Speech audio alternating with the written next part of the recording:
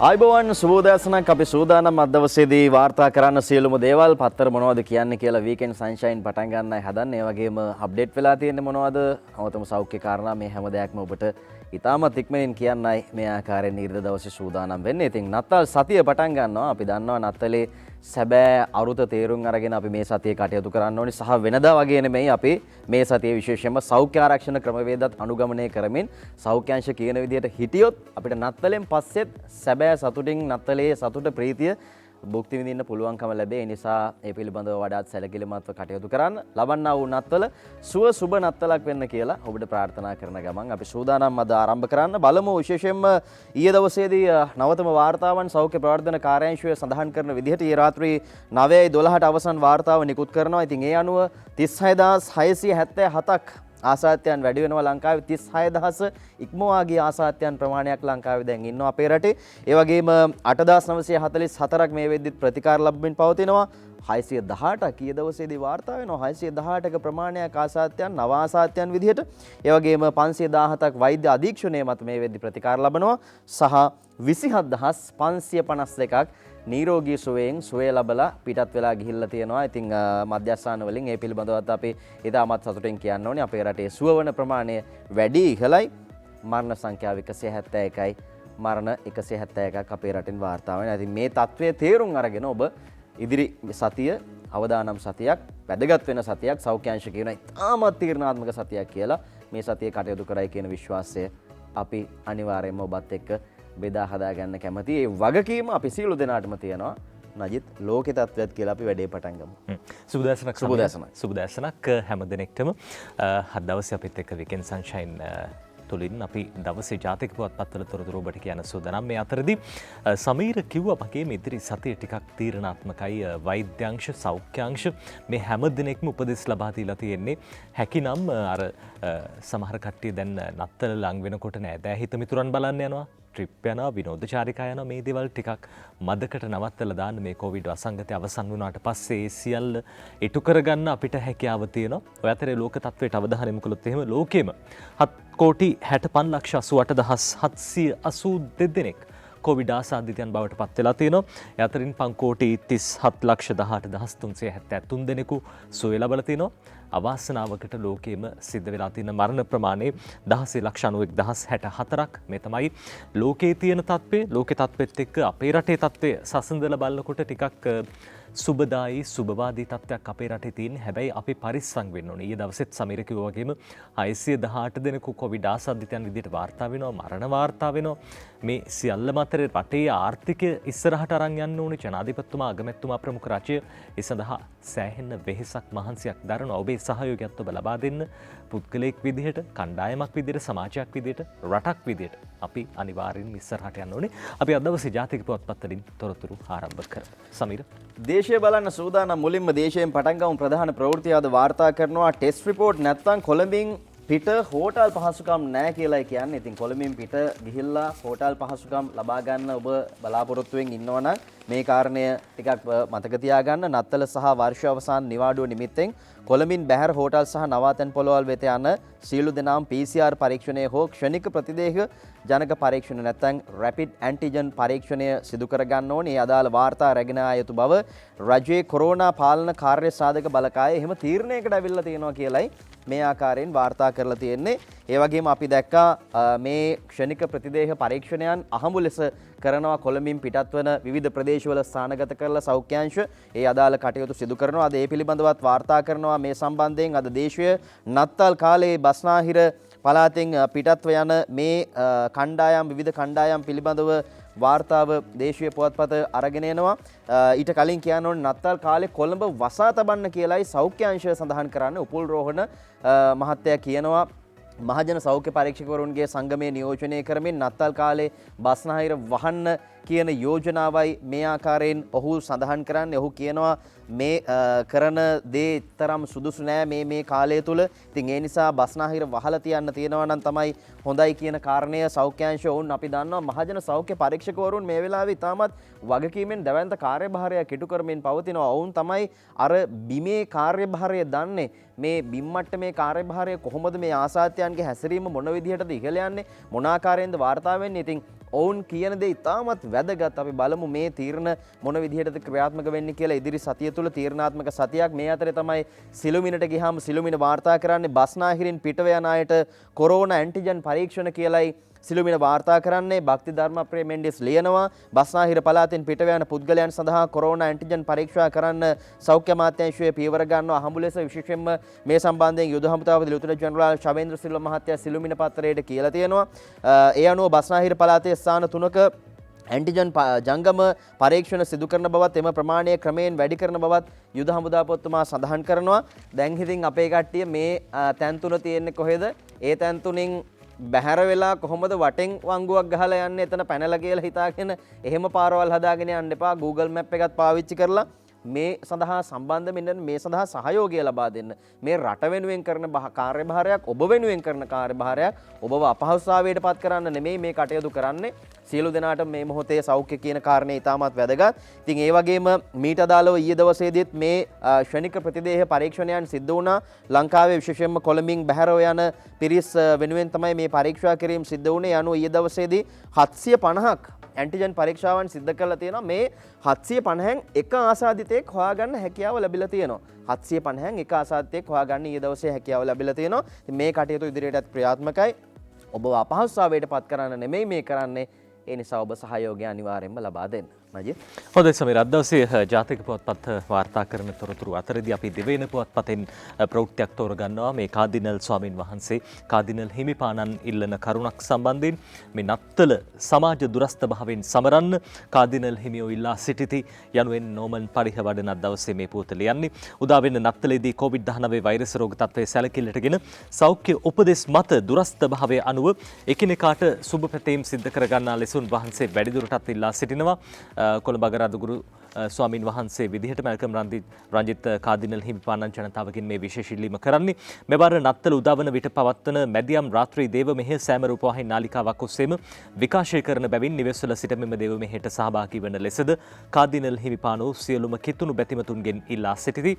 Corona වසංගත තත්ත්වය නිසා රැකියා පවා අහිමි වී ආදායමක් නොමැතිව නිවෙස්වල සිටින අසරණ පවුල් පිළිබඳව සොයාබලා ඔවුන්ට පිහිටවන ලෙසත් නත්තල් සාද සඳහා වැය කරන මුදල් වලින් ඔවුන්ට අවශ්‍ය ආහාර සැපීමට ක්‍රියා කිරීම මගින් මෙවර නත්තල හරවත් කළ හැකි බවද කාදිනල් හිමියෝ පැවසූහ කියලා වැඩිදුරටත් අද දවසේ දිවෙන පුවත්පත ඔය විදිහට සඳහන් කරනවා. ඒ අතරේ අද සන්ඩේ මෝනිං පුවත්පතේ ප්‍රධාන සිරස්තලයේ වෙන්වන්නේ විශේෂම නිරෝධායනයට ලක්වන්නට ඔවුන්ගේ ස්වකැමැත්ත මත හෝටල් පහසුකම් ලබා ගන්නට අවස්ථාව රජය විසින් ලබා දීලා තිබේ. ඒ සම්බන්ධයෙන් වන තොරතුරක් සන්ඩේ මෝනිං පුවත්පතේ ප්‍රධාන සිරස්තලයේ treating COVID patients at hotels paying facilities in the making යනුවෙන් තමයි මේ සිරස්තලේ සටහන් වෙන්නේ. hotel expenses to be borne by hospitals, two private hospitals already willing.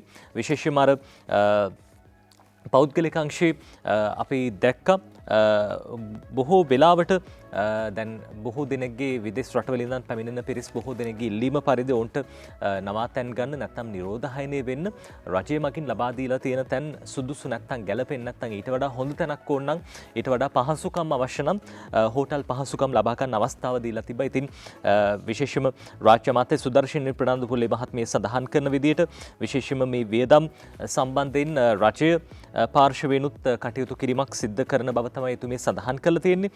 ඔය අතරේ විශේෂයෙන්ම පෞද්ගලික රෝහල් දෙකක්, තවත් පෞද්ගලික රෝහල් දෙකක් මේ පහසුකම් ලබා දීමට අපේක්ෂාවෙන් පසු වෙනවා. කොවිඩ් ප්‍රතිකාර මධ්‍යස්ථාන විදිහට පෞද්ගලික රෝහල් දැන් මේ වෙනකොට පාවිච්චියට ගැනෙන්නේ නැහැ. රජයේ රෝහල් තමයි බොහෝ වෙලාවට කොවිඩ් රෝගීන් සඳහා ප්‍රතිකාර ලබා දෙන්නේ.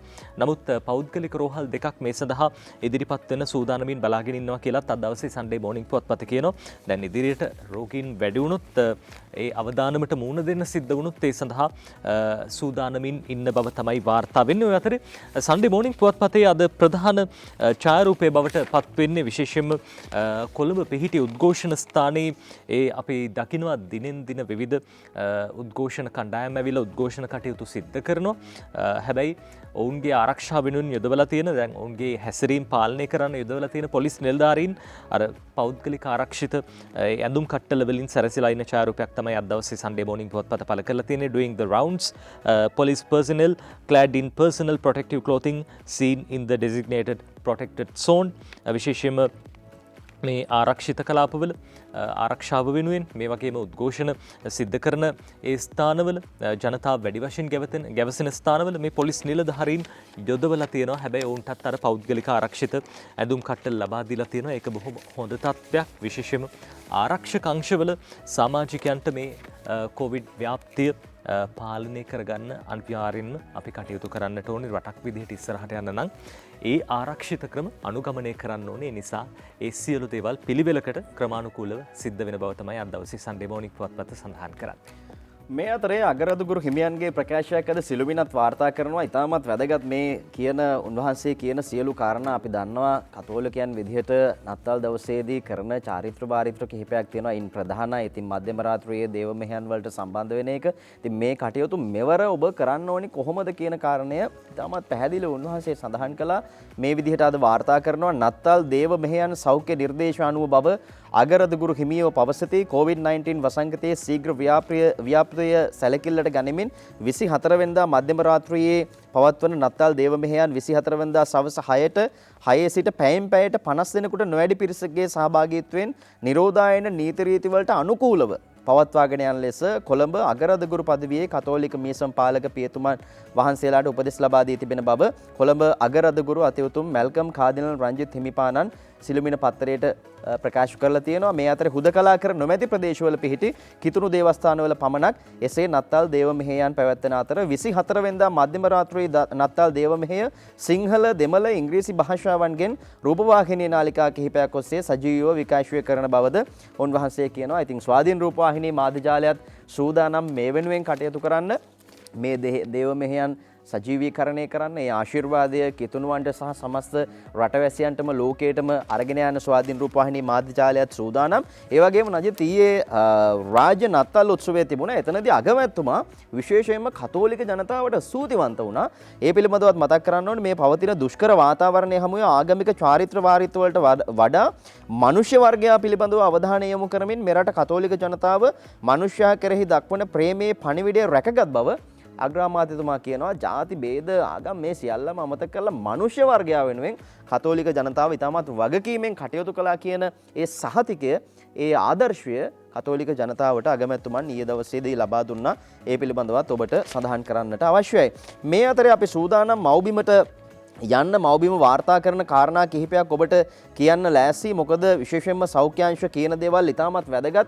විශේෂයෙන්ම වසංගත රෝග ඒකකයේ අධ්‍යක්ෂ සුදත් සමරවීර මහත්තයා කියන කතා කිහිපයක් අද පුවත්පත්වල වාර්තා කරනවා. ඒ අතරින් ප්‍රධානයි මව්බිම කියනවා මේ සතිය තීරණාත්මකයි කියලායි වාර්තා කරන්නේ. විශේෂඥ වෛද්‍ය සුදත් සමරවීර මහතාගේ ප්‍රකාශයක්. අපි බලමු එතුමා මොනවද කියන්නේ කියලා. මේ කාරණා ඔස්සේ දිගින් දිගටම ඔබට මේ පිළිබඳව සැලකිල්ලට ගන්නට පුළුවන්, යොමු කරන්නට පුළුවන්. මේ සඳහා අවධානය කොරෝනා වෛරසය දැඩි ලෙස සක්‍රියව පවතින බැවින් එළඹෙන සතිය තීරණාත්මක සතියක් බව වසංගත රෝගාංශයේ අධ්‍යක්ෂ ප්‍රධානී විශේෂඥ වෛද්‍ය සුදත් සමරවීර මහත්තයා කියනවා.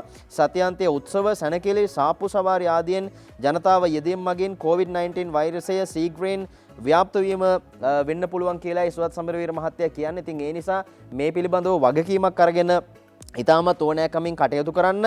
ඒ වගේම මෙතුමා සඳහන් කරනවා මේ සාප්පු සවාරේ යන්නේකින් තමයි වෛරසය අනිවාර්යයෙන්ම ව්‍යාප්ත වෙන්නේ. විශේෂයෙන්ම බස්නාහිර පළාතේ සමහර විට කේන්ද්‍රස්ථානයේ බවට පත් වෙලා තියෙන වෛරසය ඔබ වෙනත් ප්‍රදේශවලට අරගෙන යන්න පුළුවන්. අපි දැක්කා රජයේ වෛද්‍ය නිලධාරීන්ගේ සංගමයේ වෙනුවෙන් වෛද්‍ය නිලධාරීන්ගේ සංගමයේ සංස්කාරක හරිතලුත්ගේ මහත්තයා කියනවා ඒ සඳහා හොඳම උදාහරණය රත්නපුර දිස්ත්‍රික්කයේ බව. දැන් රත්නපුරේ ආසාත්‍යයන් ප්‍රමාණය වැඩි වෙලා තියෙනවා. ඔහු සඳහන් කරනවා මේ කාරණා කලින් කියපු දේවල් මහජනතාවට කිව්වා මේ දේවල් ඔබ තවත් අනුපොකුරු නිර්මාණය කරන්න දායකත්වය ලබා දෙන්න එපා කියලා. කෙසේ නමුත් සමහර තැන්වලින් එවැනි දේ වාර්තා වන බව රජයේ වෛද්‍ය නිලධාරීන්ගේ සංගමය කියනවා. ඉතින් මේ තත්වය ඉදිරියේදී ඇති නොවන්නට වග බලා ගන්න කියන කාරණය තමයි අපි ඔබට සඳහන් කරන්නේ. මේ මොකද අපි මෙහෙම කියන්නේ අපි දන්නවා දැන් පාසල් දරුවන්ගේ අධ්‍යාපනය දුරස්ථ අධ්‍යාපනයට හැරිලා තියෙනවා. අපි යන්න ඕනි ආපහු දරුවෝ පාසලට යන්න ඕනි සුපුරුදු විදිහට. දුරස්ථ අධ්‍යාපනයත් දරුවන්ට සමහරවිට එපා වෙලාත් දන්නේ නැහැ ගෙදර ඉන්නම නිසා. ඉතින් සමහර දරුවෝ කම්මැලි මේ කටයුතු වලට සම්බන්ධ වෙන්න ගුරුවරුන් එක්ක සමීපව ඉගෙන ගන්නයි පුංචි දරුවෝ විශේෂයෙන්ම ආස. කුඩා දරුවෝ ඉතින් ඔවුන්ට ඉස්කෝලේ යන්න ඕනේ මේ පිළිබඳව තීරණයක් තියෙනවා. අද අරුණ වාර්තා කරනවා ඒ සම්බන්ධයෙන් පාසල් ඇරීමේ තීරණය 31 වෙනිදා කියලා ඒ අනුව කියන්නේ. උදේජීව ඒකනායක ලියනවා ජනවාරි මාසයේ දෙවැනි පාසල් යලි විවෘත කිරීමට අධ්‍යාපන අමාත්‍යාංශය සූදානම් වුවත් සෞඛ්‍ය අමාත්‍යාංශය මෙතෙක් ඊට අනුමැතිය ලබා දීලා නැහැ. කෙසේ නමුත් 31 වෙනිදා තීරණයක් ගන්නවා. ඉතින් මේ තීරණ හැම දෙයක්ම තීරණය වෙන්නේ අපි කරන කියන කටයුතු අනුව කියන එක ඔබ හොඳින් හිතට අරගෙන වැඩ කරන්න කියන ඉල්ලීම අපි කරන්න කැමතියි. හොඳයි සමීර, අපි සූදානම් කෙටි විරාමයක් ලබා ගන්න.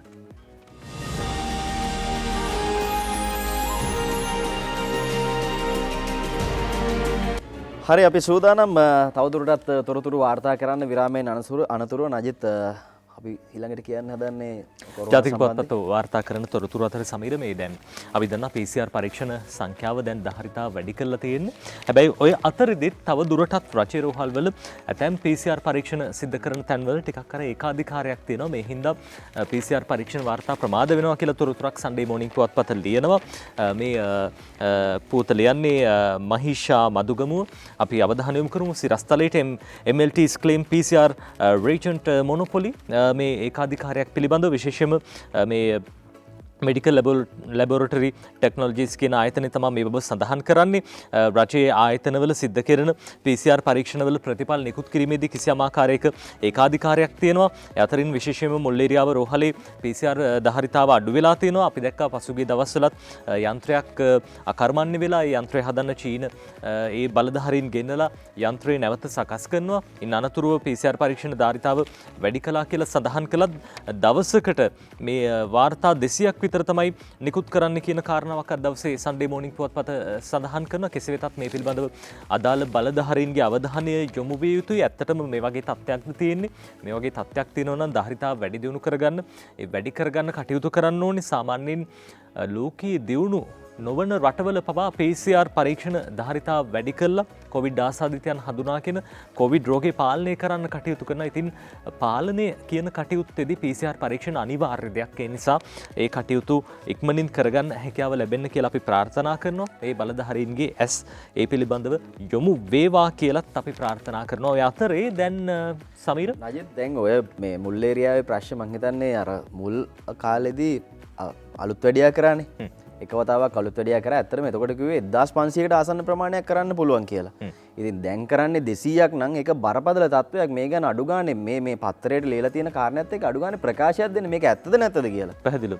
ඒ පිළිබඳව විශේෂයෙන්ම අපි බලධාරීන්ගෙන් පිළිතුරක් බලාපොරොත්තු වෙනවා. අද දවසේ ජාතික පුවත්පත් ඒ පිළිබඳව තොරතුරු වාර්තා කරන්නේ. ඔය අතර සමීර මේ දැන් එන්නතක් පිළිබඳව බොහෝ රටවල අවධානය යොමු වෙලා තියෙනවා. Pfizer BioNTech එන්නත ඒ වගේම දැන් තවත් එන්නතකට ඇමරිකාවේ ඒ දවසේදී අනුමැතිය හම්බුණා.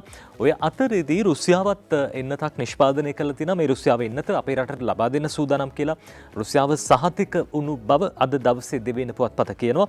ස්පුට්නික් එන්නත පෙබරවාරි සිට ශ්‍රී ලංකාවට කියලා තමයි මේ කීර්ති වර්ණකුළු සූරිය දෙවෙනිට ලියන පුවත. කොරෝනා මර්ධන ස්පුට්නික් වී එන්නත ශ්‍රී ලංකාවේ රජයට පමණක් ලබා දීමටත් කිසිදු ලෙසකින් පෞද්ගලික අංශයට ලබා නොදීමටත් රුසියානු රජය තීරණය කර ඇත කියලා වැඩිදුරටත් දෙවෙනි පුවත්පත සඳහන් කරනවා. මේ ශ්‍රී ලංකාවේ රජයට ලබා දෙන්නේ $9ක් වැනි අඩු මුදලකට බව රුසියානු තානාපති කාර්යාල ආරංචි මාර්ග පැවසුවා. ස්පුට්නික් එන්නත වසර 2ක් යනතුරු සිරුර තුල ක්‍රියාත්මක වෙනවා. මේ එන්නත පෙබරවාරි මාස වන විට ශ්‍රී ලංකාවට ලබාගත හැකි.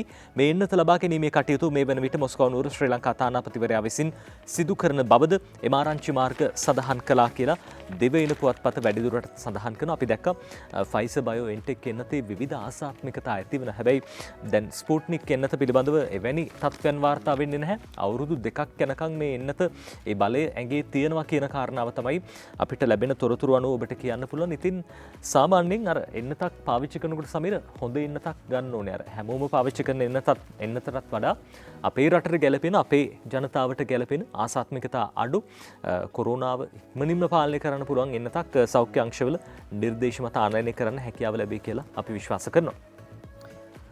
පැණියකුත් තියෙනවානේ. පැණි කීපයක්ම තියෙනවා. පැණි කීපයක්ම තියෙනවා. ඉතින් අපි මේ ඇත්තටම තව මේක රිපෝට් එන්න තියෙනවා. ඉස්සරහට පරීක්ෂා කිරීම සිද්ධ වෙනවා. ඒ නිසා අපි ඉක්මන් වෙලා අපි උත්තර ලබා නොදිය යුතුයි. කෙසේ නමුත් මේ පිළිබඳව සමාජ මාධ්‍ය කලඹමින් තියෙනවා. ඒක ඔබ සමාජ මාධ්‍ය පරිශීලනය කරනවා නම් දකින්න ඇති. මේ අතරේ අරුණ වාර්තා කරන ප්‍රධාන ප්‍රවෘත්තියෙන් කොවිඩ් එන්නත ගන්න කෝටි 1386ක ආධාරයක් 120කට එන්නත ලබා දෙන්න යනුව සූදානම්. COVID-19 වෛරසයට එරෙහිව ලෝක සෞඛ්‍ය සංවිධානය අනුමත කරලා තියෙන එන්නත ශ්‍රී ලංකාවට ලබා ගැනීම සඳහා ඇමරිකානු ඩොලර් මිලියන 84ක් හෙවත් රුපියල් කෝටි 1386ක් ලබා දෙන්න ආසියානු සංවර්ධන බැංකුව එකඟත්වය පළ කරලා තියෙනවා. ඉතින් මේකත් එක්ක 120කට එන්නත ලබා දෙන්න සූදානම්.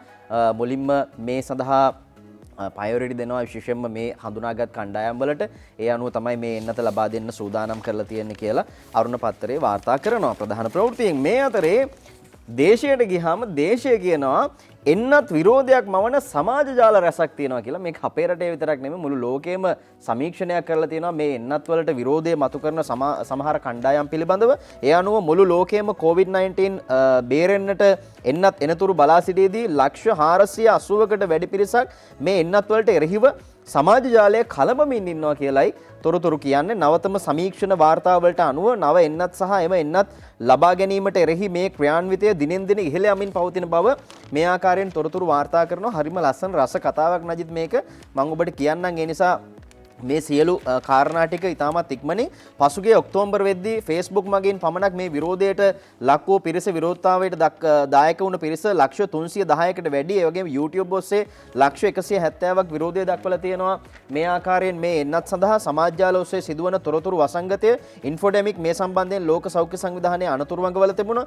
එන්නත් සම්බන්ධ නොමග යවන සුළු කාරණා මෙන්ම එන්නත් වෙනුවට COVID-19 වෙනුවෙන් යොදාගත හැකි විකල්ප සම්බන්ධයෙන්ද මේ එන්නත් විරෝධීන් සමාජ ජාලයට අසත්‍ය තොරතුරු තොග පිටින් එක් කරමින් ඉන්නවා. මේ එන්නත් අවසාන ප්‍රතිකර්මය නොවන නිසා ඒ වන විට සාර්ථකත්වය පිළිබඳව නිශ්චිත දත්ත තහවුරු වී නොමැති නිසාත් සමාජ ජාලය තුළ මහා ජංජාලයක් නිර්මාණය වෙලා තියෙනවා. ඒ වගේම ඉහළ ජනප්‍රියත්වයක් පෙන්වන මේ සමාජ ජාලා පිටු නාලිකාවල දැන්වීම් පළ කිරීම මගින් සමාජ මාධ්‍ය ආයතනද සරු ආදායමක් ලබා ගන්නා බව වාර්තා වෙනවා. නිදසුනක් විදිහට Facebook ආයතනය ඩොලර් මිලියන 70.7ක් උපයලා තියෙනවා මේ පහුගිය ඉතාමත් සුළු කාලය තුල. ඉතින් වැඩේ තියෙන්නේ මේ Facebook ආදායමෙන් වැඩි ප්‍රමාණයක් ඊට පස්සේ ඒගොල්ලෝ දෙනවා COVID-19 මර්ධනයට. එක පැත්තකින් විරෝධයක් දක්වනවා විවිධ පිටු උපයෝගී කරගෙන ඒවට ඇඩ්වර්ටයිස්මන්ට් දානවා. හැබැයි Facebook ආයතනය ඒව දෙනවා කොවිඩ් මර්ධනයට. මේක තමයි වෙලා තියෙන්නේ. අර රෝලක් විදිහට කැරකෙනවා. එක පැත්තකින් විරෝධය දක්වන පිරිසක් ඉන්නවා. ඇඩ්වර්ටයිස්මන්ට් දාන අය තව පැත්තකින් ඉන්නවා.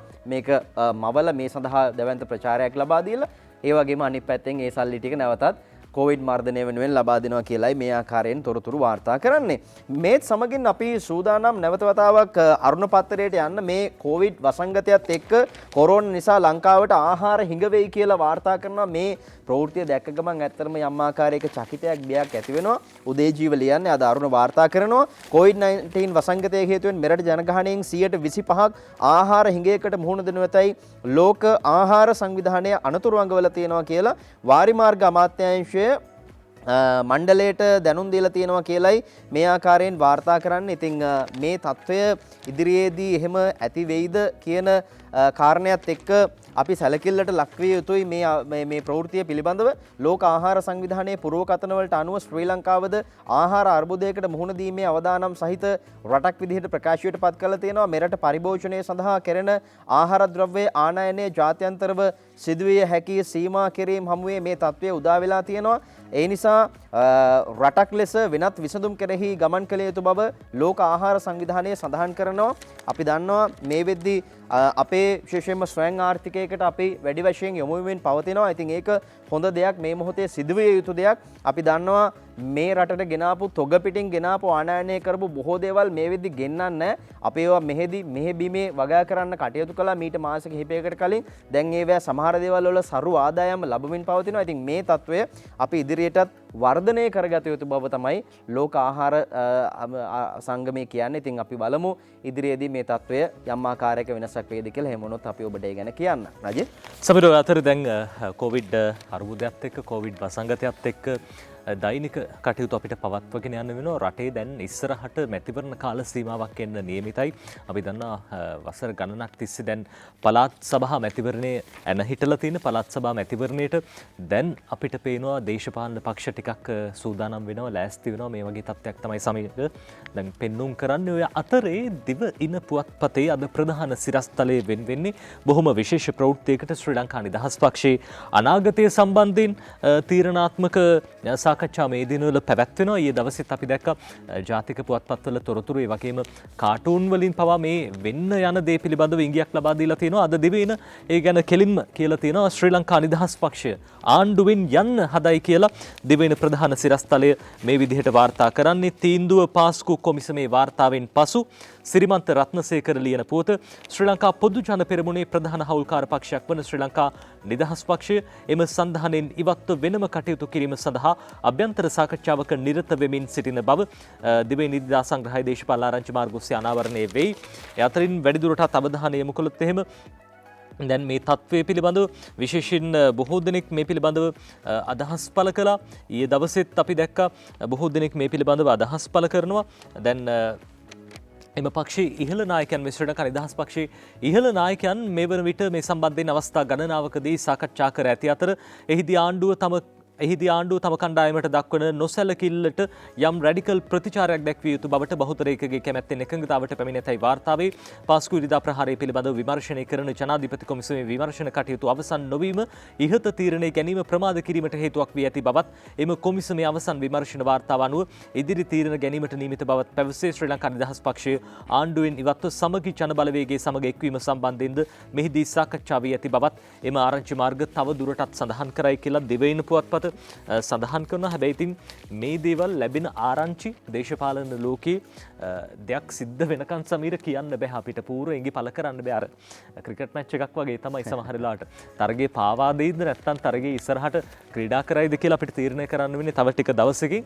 කොහොම වුණත් ඉතින් ඒ පිළිබඳව අද දවසේ දිවයින තොරතුරු වාර්තා කරන අතරදී සමගි ජන බලවේගයේ පැත්තෙනුත් අද දවසේ ප්‍රවෘත්තියක් මේ විදිහට වාර්තා වෙනවා. ලබන වසරේ සිට සමගි ජන බලවේගයේ සන්ධානයක් වේ කියලා අකිත පෙරේරා ලියන්නේ. මේ සන්ධානයක් වෙන්න යනවා කියලා සමගි ජන බලවේගය සමගි ජන සන්ධානයේ ලෙස ලබන වසරේදී පුළුල් වන බව එහි ජාතික සංවිධායක පාර්ලිමේන්තු මන්ත්‍රී තිස්සත් අනායක මහතා දිවයිනට පැවසුවා කියලා වැඩිදුරටත් කියනවා.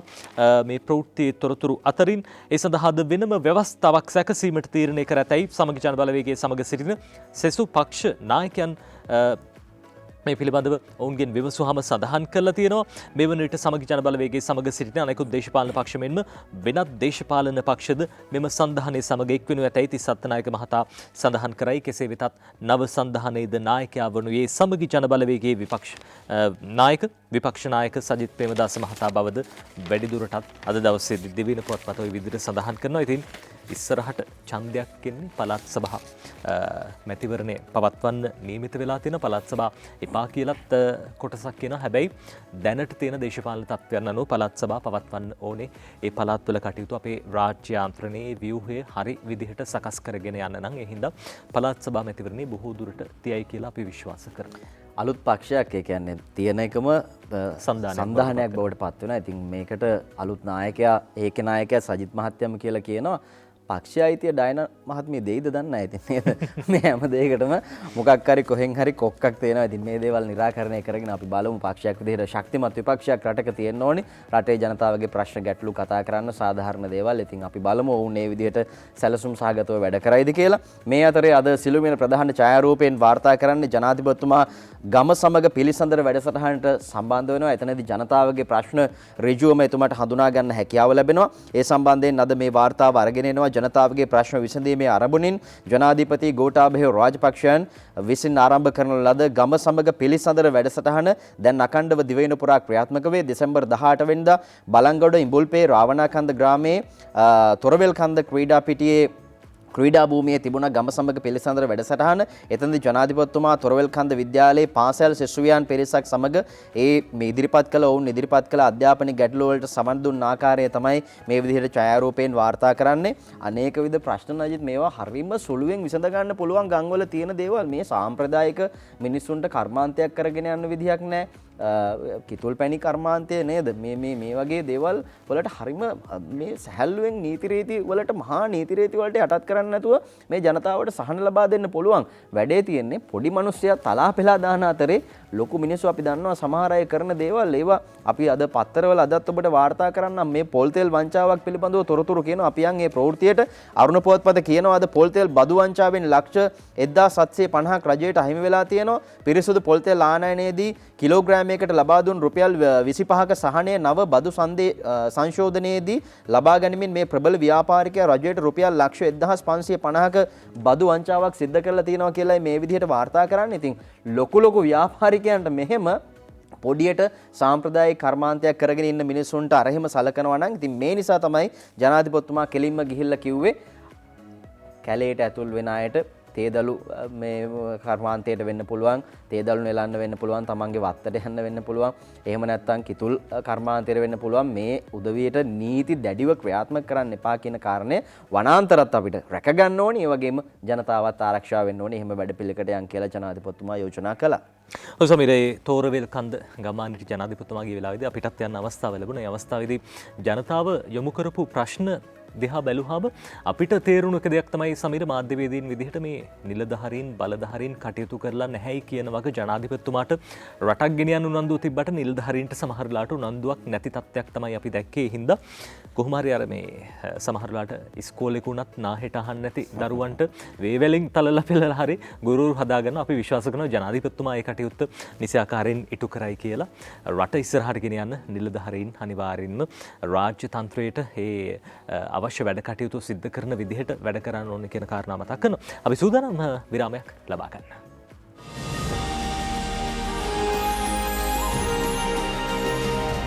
විරාමයෙන් අනතුරු අපි සූදානම් මව්බිම් පත්තරේ බලන්න. මව්බිමට ගියාම තියෙනවා රියදුරන් බීමත්ද කියලා බලන්න. මේ දවස්වල ටිකක් පොලිසිය මැලිකමක් දක්වනවා කියලායි මේ විදිහට වාර්තා කරලා තියෙන්නේ. යනුව රියදුරන් බීමත්දයි බලන්න පොලිසිය බයෙන් කියලායි මව්බිම මේ ප්‍රවෘත්තිය වාර්තා කරලා තියෙන්නේ. මේ වාසිය ඔබ අරගෙන කටයුතු කරන්න එපා. මේ දවස්වල අපි දකිනවා සමහර අය රිය අනතුරු සිද්ධ වුණාම ඒ වාහන ඇතුලේ තියෙන ඒවා එක්ක පොලිස් මාධ්‍ය ප්‍රකාශකතුමා කිව්වා නේද මේ දේවල් මේ වාහන ඇතුලේ තිබුණා අර අනුරාධපුර ප්‍රදේශයේ සිදු වුණ රිය අනතුරු අවාසනාවන්ත කාරණය මව සහ ඒ දරුවාගේ මරණය ඔබට මතක ඇති මේ රිය අනතුර. ඉතින් ඒ කැබ් රථයේ 11 දෙනෙක් ගමන් කළා. ඉතින් සමහර විට මේ දවස්වල චෙක් කරන්නේ නැහැ කියලා හිතාගෙන නේද පොලිසිය ළඟට කිට්ටු වෙන්නේ නැහැ කියලා හිතාගෙන ඔබ එහෙම යනවා නම් ඔබ කරන්නේ ඉතාමත් සාහසික ක්‍රියාවක්. උත්සව සමයේ බීමත් රිය පදවන රියදුරන් කොටු කර ගැනීමට යොදවා ඇති රථවාහන නිලධාරීන් ට්‍රැෆික් නිලධාරීන් වාහන රියදුරන් පරීක්ෂා කිරීමේදී නොයෙකුත් ගැටලු වලට මුහුණ දීලා තියෙනවා කියලායි උසස් නිලධාරීන්ට පැමිණිලි කරලා තියෙන්නේ. රියදුරකු බීමතින් සිටින බව දැන ගැනීම සඳහා රථවාහන පොලිස් නිලධාරීන් එම රියදුරා සමීපයට යාමට සිද්ධ වෙනවා. ඔහු බීමතින් සිටින්නේදයි දැන ගැනීමට පොලිස් නිලධාරීන්ට හැකිවන්නේ ඔහු හා කතා කිරීමෙන් පමණයි. අපි දන්නවා නේද? ළඟට ඇවිල්ලා සැකයක් තියෙනවා නම් ඔව් කතාහෙම බලලා තමයි තීරණය කරන්නේ බීලද නැද්ද කොහොමද කියලා. දැන් ඉතින් එකත් කරගන්න වෙන්නේ නැහැ. ආවරණ පාවිච්චි කරන විතරක් නෙවෙයි අර ළඟට ගිහිල්ලා ඉන්න සූඳ බලන්න බෑනේ මේ සෞඛ්‍ය ආරක්ෂිත ක්‍රමවේදයන් හින්දා. ඔව් ඉතින් ඒකේ වාසිය ගන්න පාර තරංගේ වාසිය ගන්නවා වගේ ගොඩක් අය ඒ වාසිය ගන්න උත්සාහ කරනවා. අනිවාර්යෙන් ඉතින් මේ தත්වය ඔබ තේරුම් අරගෙන කටයුතු කරන්න. අපි අර කොහෙන් හරි අස්සකින් රිංගලා යන්න උත්සාහ කරනවා නම් ඒක වැරදි ක්‍රියාවක්. ඒ නිසා අපි මේ කතාව කිව්වේ ඔබ මේ தත්වය අපි හිතනවා ඉදිරියට වෙන්න දෙන එකක් නැහැ කියලා. රිය අනතුරු පහුගිය කාලේ සිද්ධ වුණේ වගේ හරිම වාසනාවන්තයි. අපේ මොන තරම් රටට සමහර සේවාවන් කරන්න ඉන්න පුංචි මල් කැකුළුද මේ රටේ අපේ අනාගතය සාර්ථක කරන්න සර්ව ප්‍රකාරයෙන් මේ අපේ රට දියුණුවට පත් කරන්න ඉන්න තාරුණ්‍ය ලදරුවිය මේ ආකාරයෙන් අකාලේ මිය දෙන්නේ. ඉතින් ඒක අපේ වැරද්දක් නම් ඒක අපේ ජීවිත කාලයටම බලපානවා. ඒ නිසා ඔබ මේ කාරණා තේරුම් අරගෙන කටයුතු කරයි කියලා අපි විශ්වාස කරනවා. මේ අතරේ අපි ඔබට කියන්න සූදානම් සිළුමිණ පත්තරයට ගියාම විදේශ ආයෝජන සම්බන්ධයෙන් සිළුමිණ ප්‍රධාන ප්‍රවෘත්තියෙන් වාර්තා කරනවා. විදේශ ආයෝජනයෙන් රැකියා ලක්ෂයක් කියලා ඒ අනුව කියන්නේ වසර ආරම්භයේදීම රැකියා දසදහසක් ලබා දීමට සූදානම්. නව රැකියා දසදහසක් උත්පාදනය කරන මහා පරිමාණ විදේශ ආයෝජන 3ක් නව වසර ආරම්භයේදීම මෙරට ස්ථාපිත කරන බව මුදල් හා ප්‍රාග්ධන වෙළඳපොළ රාජ්‍ය ව්‍යවසාය ප්‍රතිසංස්කරණ රාජ්‍ය අමාත්‍ය අජිත් නිවාඩ් කබ්‍රාල් මහත්තයා කියනවා එතුමා ශ්‍රේෂ්ඨ ප්‍රවීණයේ කාර්තික විද්‍යාව ගැන කතා කරද්දී ඒ අනුව මේ සැලසුම් ක්‍රියාත්මක වුණොත් ඉතාමත් සැලසුම් සහගතව මේ දේවල් ලැබුණොත් එහෙම රැකියා ප්‍රශ්නයටත් එක පැත්තකින් විසඳුමක් හම්බ වෙනවා. වගේම අපේ ආර්ථිකය ශක්තිමත් වෙනවා. රුපියල් බිලියන 550ක වත් කෝටි 55000ක විදේශ ආයෝජන මෙරටට ලැබෙන බවද ඔහු පෙන්වා දෙනවා. රජයේ ආරංචි මාර්ග වලට අනුව 2021 වසර තුලදී රැකියා ලක්ෂයකට අධික ප්‍රමාණයක් අනෙත් විදේශ ආයෝජන අනුව ලැබෙන බව තමයි මේ විදිහට එතුමා කියන්නේ. ඉතින් මේත් සමගින් තමයි මේ රැකියා සම්බන්ධයෙන් සියලු තොරතුරු ඒ වගේම මේ ආයෝජන සම්බන්ධයෙන් එතුමා සඳහන් කරන්නේ අජිත් නිවාඩ් කබ්‍රාල් මහත්තයා මේ හැම දෙයක්ම තීරණය වෙන්නේ අපේ හැසිරීම මත. අපි ක්‍රියා කරන්නේ කොහොමද සෞඛ්‍ය නිර්දේශ වලට අනුව ඒ අනුව තමයි අපේ ඉදිරි වර්ෂය මේ තියෙන සැලසුම් වලට යන්න පුළුවන්කම ලැබෙන්නේ. රටක් විදිහට නෙමෙයි ඔබෙත් සැලසුම් මේ විදිහට වෙනස් කරගන්න වෙයි. අපේ ඔබේ නිරන්තර සැලකිල්ල තිබෙන්නේ නැත්නම් ඒ නිසා කාරුණිකව නැවත නැවතත් අපි ඉල්ලන්නේ මේ සෞඛ්‍ය අංශ දෙන උපදෙස් අනුව කටයුතු කරන්න කියන කාරණය. මේ අතරේ බැසිල් රාජපක්ෂ මහත්තයා කියන ප්‍රකාශයක් අද වාර්තා කරනවා අරුණ පත්තරේ. එතුමා කියනවා ලබන මාස මැදදී සංචාරකයන්ට මුළු රටම විවෘත කිරීමේ සැලසුමක් තියෙනවා කියලා චමින්ද සේනාරත්න ලියන්නේ. හෝටල් වලට පළතුරු සැපියූ ගොවියාගේ සිට නරඹන්නන් පැමිණෙන ස්ථානවල ජංගම ව්‍යාපාර කටයුතු කරන සියලු දෙනාට මුදල් බෙදී යන ආකාරයට ලබන මාස මැද සිට විදේශ සංචාරකයන්ට රට පුරා ගමන් කළ හැකි වැඩපිළිවෙලක් සැකසීමේ සැලසුමක් තියෙනවා කියලා ආර්ථික පුරාජනීය වගේම දරිද්‍රතාවය තුරන් කිරීම සඳහා වන ජනාධිපති කාර්යසාධක බලකායේ සභාපති බැසිල් රාජපක්ෂ මහත්තයා කියනවා. ඒ වගේම ඊයේ දවසේදී එතුමා සම්බන්ධ වුණා සබරගමු පළාත් සංවර්ධන කමිටුවට මේ සඳහා යෝජනා ගණනාවක් ඇවිල්ලා තිබුණා. ඒ වගේම චෝදනා ගණනාවකුත් තිබුණා. ඒවටත් එතුමා උත්තර දුන්නා. වාහන ගෙන්නන්න නැහැ කියන එකට එතුමා උත්තරයක් ලබා දුන්නා. ඉතින් වාහන ගෙන්නන්න ගියොත් අපිට මහා විශාල මුදලක් බිලියන 2කට වඩා වැඩි මුදලක් යනවා. ඉතින් මේ තත්ත්වය ඇති වුණොත් අපිට අපේ සල්ලි නාස්ති කරගන්න වෙනවට වඩා හොඳයි අපි මේ ටිකක් මේ අපහසුතාවයේ විඳින ගමන් අපේ දේවල් මෙහි නිෂ්පාදනය කරන කියලා එතුමා සඳහන් කළේ. ඒ පිළිබඳව ඔබට කියන්න ඕනි සැලසුම් ගණනාවක් තියෙනවා. මේ දේවල් ක්‍රියාත්මක කරගන්න අනිවාර්යයෙන්ම හැකියාව ලැබෙන්න කියලායි අපේ ප්‍රාර්ථනාව. රටක් විදිහට අපිට ඉස්සරහට යන්න නම් ජනතාවක් විදිහට අපිට ඉස්සරහට යන්න නම් මේ අතරේ මේ ප්‍රශ්න කිහිපයක් පිළිබඳව වාර්තා කරනවා. එකක් තමයි මේ දවස්වල තියෙන මේ හාල් ප්‍රශ්නේ. හාල් ඇත්තටම වෙළඳ පොළට ගියාම ගැසට් එකේ ගානට නම් හාල් නැහැ. අද දේශය ඒ සම්බන්ධයෙන් වාර්තා කරනවා. සහල් කිලෝ ලක්ෂ 100ක් ආවත් මිල ගල් වෙලා කියලායි දේශීය කියන්නේ. ඉතින් ලක්ෂ 100ක් ආවත් මිල එහෙම්මම තියෙනවා. මිල ගල් වෙලා තියෙනවා. මේකට හේතුව මොකක්ද කියලා බලමු. උත්සව සමයේදී වී.එල්.වී මණ්ඩලය හරහා හාල් කිලෝ ලක්ෂ 100ක් පමණ වෙළඳ පොළට යොමු කර ඇති නමුත් තවමත් විවෘත වෙළඳ පොලේ සහල් මිල පහළ ගිහිල්ලා නැහැ. මිල බහැලා නැහැ. ඉතින් මේ ගැන අනිවාර්යයෙන්ම මේ අදාළ පාර්ශවයන්ගේ අවධානය යොමු කරන්න. විශේෂයෙන්ම අපි දන්නවා පාරිභෝගික කටයුතු අධිකාරිය මේ සඳහා මැදිහත් වෙලා කටයුතු කරනවා. හැබැයි ඒ ප්‍රමාණවත් නෑ වගේ දෙයක් නජිත් තේරෙනවා අපිට. වැටලීම් සිද්ධ කරනවා. හැබැයි වැටලීම් සිද්ධ කරාට එක කඩේක එතන මෙහා පැත්තේ කඩේ සමහර විට හාල් කිලෝ එක ඒ ගානටත් වඩා ගණන් වලට විකුණන්නේ. ඉතින් පාලන මිලට විකිණීම සඳහා මේ වන විට ලංකා සතු සායතනයේට හාල් කිලෝ ලක්ෂ 70ක් ඒ වගේම සුපිරි වෙළඳසැල් වලට කිලෝ ලක්ෂ 30ක් වශයෙන් රජයේ සහල් නිකුත් කරලා තියෙනවා. කෙසේ නමුත් මෙච්චර ප්‍රමාණයක් හාල් වෙළඳ පොළට නිකුත් කරලත් හාල් දෙයනේ ඇයි ගණන් වැඩි කියන එකයි ප්‍රශ්නයක් බවට පත් වෙලා තියෙන්නේ. අපි බලමු මේ සඳහා මැදිහත් වෙන්නේ මොන විදිහටද කියලා. ඔය අතර අද දිවෙන පුවත්පත කියනවා සමීර උත්සව සමය වෙනුවෙන් සතොස බහණ්ඩ මිල අඩු කරයි කියලා. දැන් අර හාල් මිල සමහර වෙලාවට දැක්කේ නෑ වගේ පාරිභෝගික අධිකාරිය මහත්තුරුත් ඒ කඩවල් අසලින් යනකොට දැක්කේ නෑ වගේ යනවා. හැබැයි ඔය අතරදී සතොස භාණ්ඩ මිල අඩු කරයි කියලා අද දවසේ ප්‍රවෘත්තියක් ওই විදිහට ලියන උත්සව සමය වෙනුවෙන්. දැන් විශේෂයෙන්ම නත්තල වෙනුවෙන් අපි දන්නවා බොහෝ දෙනෙක් බඩු භාණ්ඩ මිලදී ගන්නවා. ඒ අය වෙනුවෙන් ගුණාත්මක භාණ්ඩ අලෙවි කරන්න අමාත්‍ය බන්දුලු ගුණවර්ධන මහතාගේ උපදෙසින් වැඩපිළිවෙලක් ක්‍රියාත්මකයි. ජනාධිපති ගෝඨාභය රාජපක්ෂ සහ අග්‍රාමාත්‍ය මහින්ද රාජපක්ෂ මහතුරු සමග කළ සාකච්ඡාවකින් පසුව අමාත්‍යවරයා මේ තීරණයට එළඹුණා කියලා දවසේදී සඳහන් කරන උත්සව සමය වෙනුවෙන් ලක් සතොස අත්‍යවශ්‍ය ආහාර වර්ගවල මිල 115කින් අඩු කරන්න කටයුතු කරනවා කියලා තමයි අද දවසේ ජාතික පුවත්පත්වල විශේෂම දිවයින පුවත්පත සඳහන් කරන්නේ. ඔය අතරේ සමීර පහුගිය කාලේ මේ ලංකා විදුලි බල මණ්ඩලය අපි දැක්ක පහුගිය වර්ෂවල ටිකක් පාඩු ලැබුව. හැබැයි මේ පාඩුව 50%කින් අඩු කරගන්න කප්පාදු කරගන්න හැකියාව ලැබුණු බව තමයි අද දවසේදී Sunday Morning පුවත්පත සඳහන් කරන්නේ. Sunday Morning පුවත්පතට සිරස්තලයක් යොදමින් CEB losses cut by 50%. The losses incurred by the Ceylon Electricity Board have been reduced by nearly 50% this year due to adequate rainfall, lower demand and proper management. විශේෂයෙන්ම මේ වර්ෂාපතනයේ වැඩිවීම, ඒ වගේම ඉල්ලුම අඩුවීම, ඒ වගේම නිවැරදි කළමනාකරණය නිසා මේ තත්ත්වය ඇති වුණා කියලා ලංකා විදුලි බල මණ්ඩලයේ සභාපතිතුමන් විජිත හේරත් මහත්මයා, ඉංජිනේරු විජිත හේරත් මහත්මයා මේ පිළිබඳව අද දවසේදී සඳහන් කළා තියෙනවා Sunday Morning පුවත්පතේ. ඔය අතරේ අපි දිවින පුවත්පත නැවත වරක් තෝරගන්නවා. දිවින පුවත්පතේ සඳහන් කළ තියෙන කාරණා කිහිපයක්. අර සමීර සඳහන් කළා විදේශ ආයෝජන සම්බන්ධයෙන් විදේශ ආයෝජන වැඩි කරන්නට කටයුතු කරනවා කියලා. ඔය අතරදී විදේශ රටවල වෙසෙන ශ්‍රී ලාංකිකයන්ට තමන්ගේ රට වෙනුවෙන් පෙනී සිටින්නයි ඇමරිකාවේ නව ශ්‍රී ලංකා තානාපතිවරයා ඉල්ලුවා කියලා අද දිවයින පුවත්පත කියනවා. තම රට වෙනුවෙන් පෙනී සිටින්නයි ඇමරිකාවේ නව ශ්‍රී ලංකා තානාපති කියයි මේ ශාම් නුවන් ගණේවත්ත ලියන පුවත. ආර්ථික ප්‍රවර්ධනයට සහාය වන අතරේ ශ්‍රී ලංකාව වෙනුවෙන් පෙනී සිටීමට ශක්තිමත් වන ලෙස එක්සත් ජනපදයේ වෙසෙන ශ්‍රී ලාංකිකයන්ගෙන් ඇමරිකාවේ නව ශ්‍රී ලංකා තානාපති රවිනාථ ආර්යසිංහ මහතා ඉල්ලීමක් කර ඇත කියලා වැඩිදුරටත් දෙවේන පුවත්පත ඒ විදිහට සඳහන් කරනවා. විශේෂයෙන්ම ශ්‍රී ලංකාවේ දේශපාලන ආර්ථික සහ ආරක්ෂක වගේම සමාජ සංස්කෘතික සහයෝගිතාව ඉහළ නැංවීම සඳහා එක්සත් ජනපද රජය හා රාජ්‍ය ආයතන සමග සම්බන්ධ වී සිටින අතර මේ තානාපති කාර්යාලයේ සියලු විදේශීය ශ්‍රී ලාංකිකයන් වෙත ළඟා වී එහි සේවය ප්‍රජාවට ඍජුවම සහ ලොස් ඇන්ජලිස් හරහා ලබා දෙන්නට නියමිතයි කියලා වැඩිදුරටත් තොරතුරු සඳහන් කරනවා. ඔය අතරේ දැන් උතුරේ තත්ත්වය පිළිබඳව අවධානය යොමු කළොත් සමීර අපි දැක්ක පහුගිය කාලේ එක කල්ලි කණ්ඩායම් පිළිබඳව අපිට උතුරෙන් අහන්න ලැබෙනවා.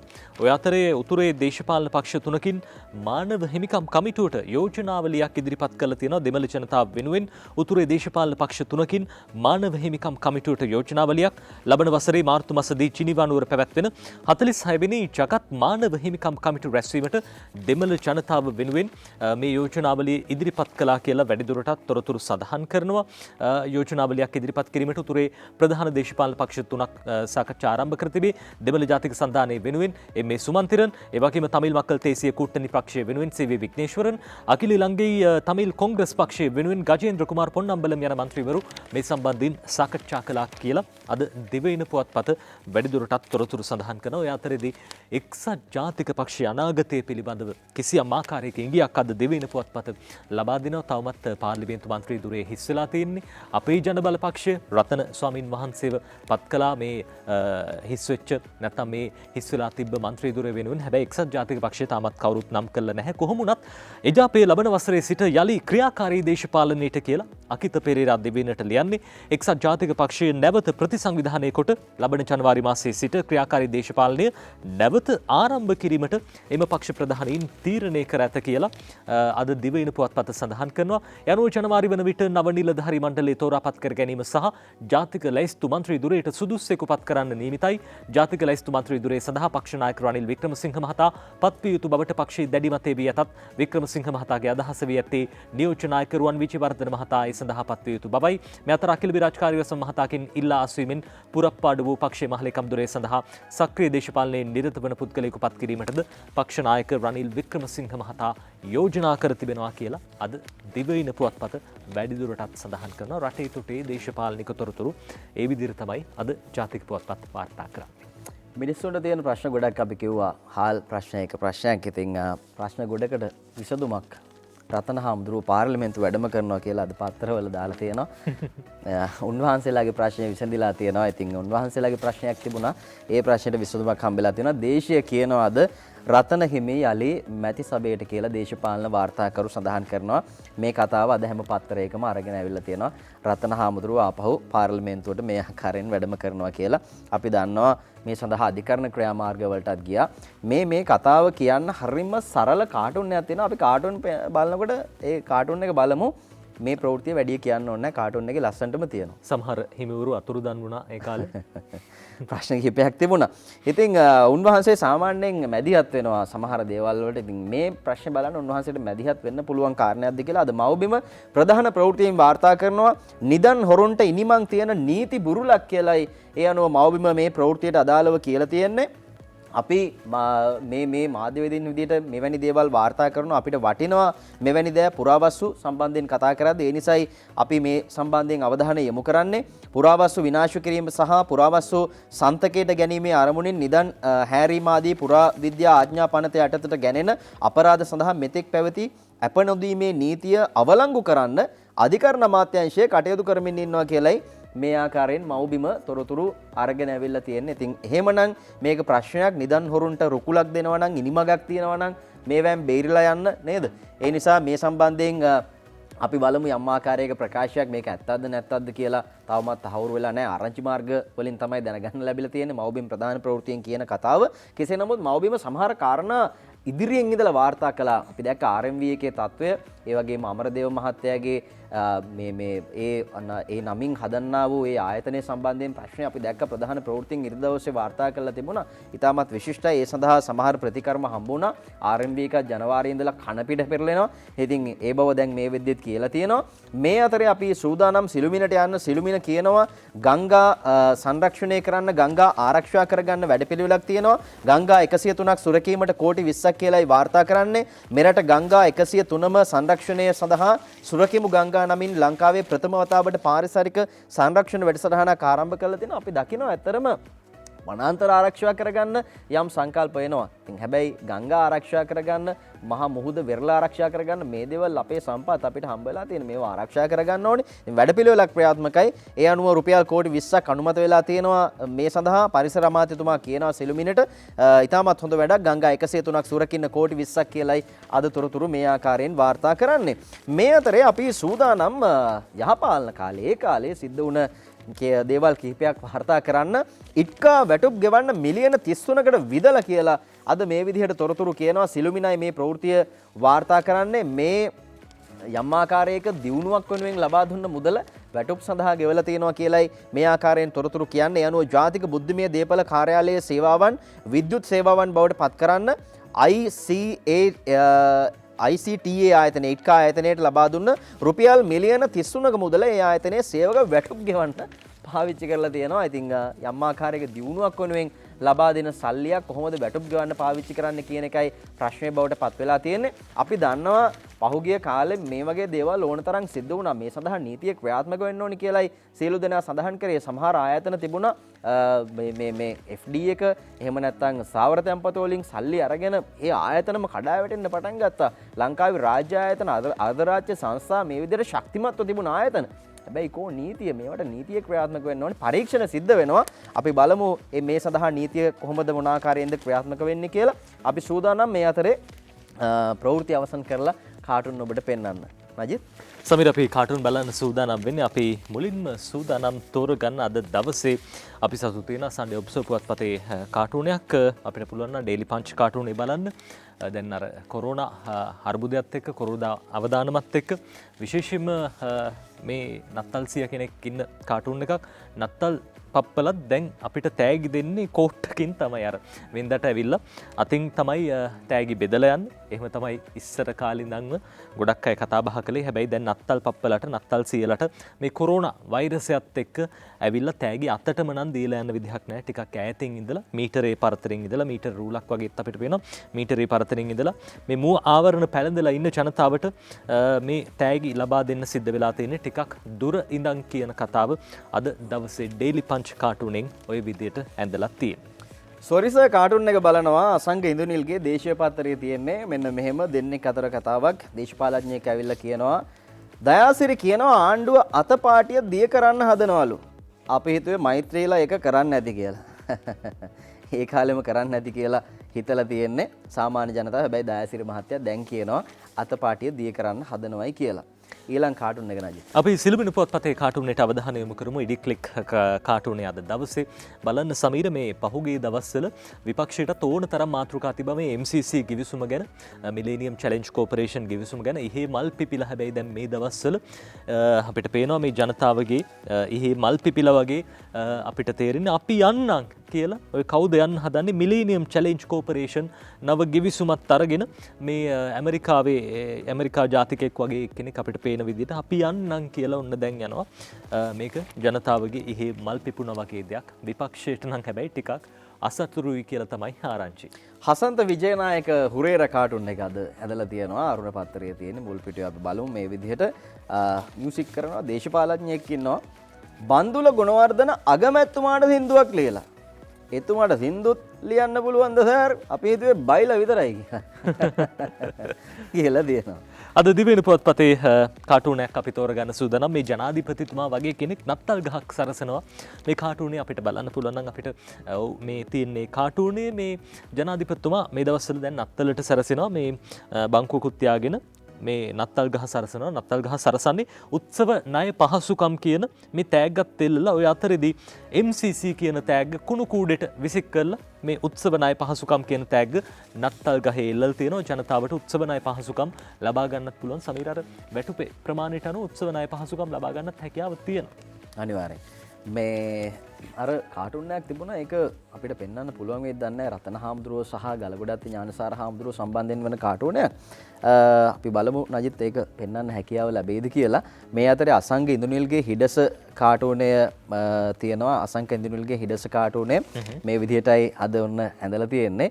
මහ ජනතාව විදිහට දැඩි ලෙස පීඩාවට පත් වෙලා ඉන්නවා. විවිධ කාරණා ආර්ථිකයේ කොරෝනා මේ හැම දෙයක් එක්කම ලොකු පර්වතයක් මේ මහ ජනතාවගේ කරපිටට වැටලා තියෙන වෙලාවේ පළාත් සභා ඡන්දය කියන එකත් ඔන්න තියන්න වගේ හදන්නේ. ගිහිල්ලා අර මේ PCR පරීක්ෂණ කරන්න සාම්පල ගන්න.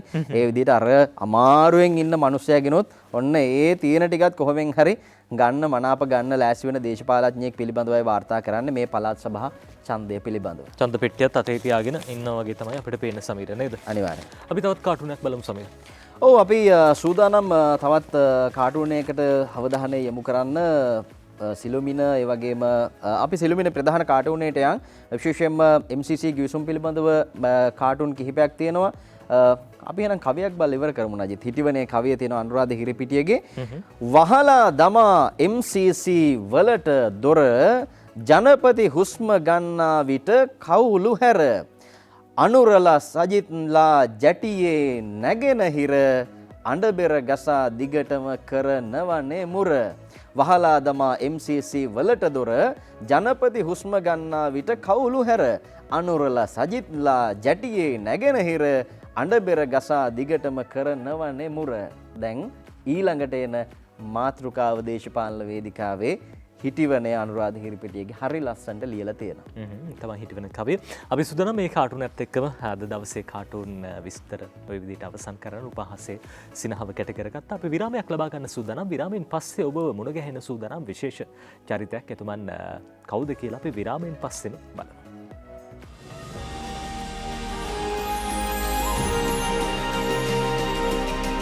මහා පොළොවට වැටෙන එක වතුර මිදක්වත් මහ මුහුදට නිකරුණේ යවන්න එපා කියලා අපිට පැරණි ආදර්ශයක් තියෙනවා. ඉතින් ඒක මොන විදිහකට අපේ රට තුල ස්ථාපනය වෙලා අපි කටයුතු කරනවද කියන මේ කාරණය සම්බන්ධයෙන් කතා කරද්දී යම් ගැටලුවක් තියෙනවා. මේක කවුද කරන්නේ?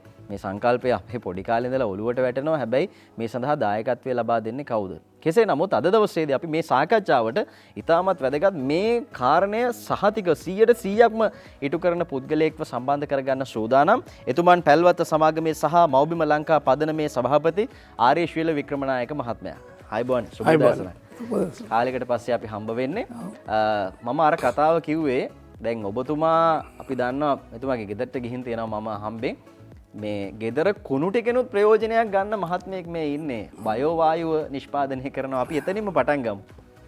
ඔව් මගේ වත්ත ඇතුලේ මොනවත් ගෙඩිය දෙන්නේ නැති ගහක් නැහැ. ඒක අපේ තාත්තලා කියලා තිනවා පළදරන්නේ නැති ගහක් මහ පොළොවේ හිටවන්න එපා කියලා කිසිම ප්‍රයෝජනයක් නැහැ කියලා. කුරුල්ලෙකුටවත් ප්‍රයෝජනයක් නැහැ කියලා.